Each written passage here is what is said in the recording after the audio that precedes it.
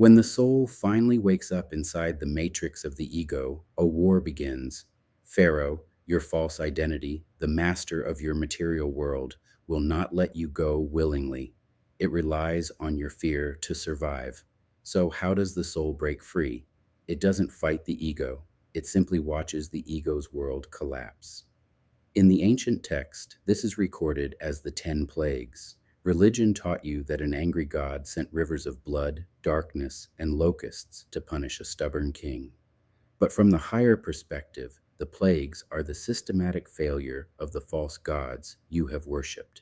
Think about the structures you rely on for your safety, your bank account, your status, the opinions of others, the illusions of control. When the awakening process begins, these external security systems begin to fail. The things that used to bring you comfort suddenly feel hollow. The river you drank from turns to blood.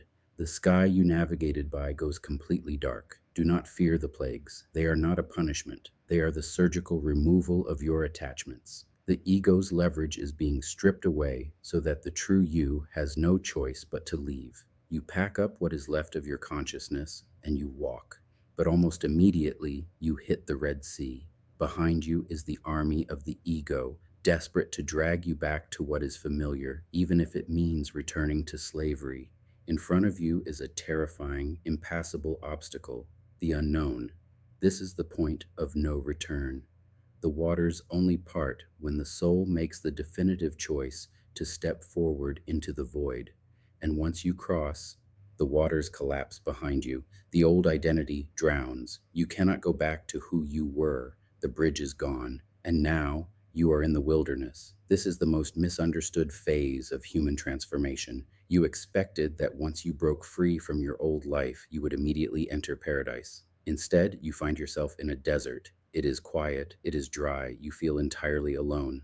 This is the liminal space. You have lost your old identity, but you have not yet built the new one. The wilderness is not a punishment for taking a wrong turn. It is a necessary quarantine. You are detoxing from the matrix. The dense frequencies of Egypt have to be starved out of your system before you can hold the higher light of the promised land. In this desert, the old rules of survival no longer work. You cannot hoard your security. The ancient story says the Israelites were fed with manna from heaven, bread that appeared every morning, but rotted if they tried to save it for the next day. Look at the profound architecture of that lesson. The ego survives by living in the past and obsessing over the future, but the awakened soul can only survive in the eternal present.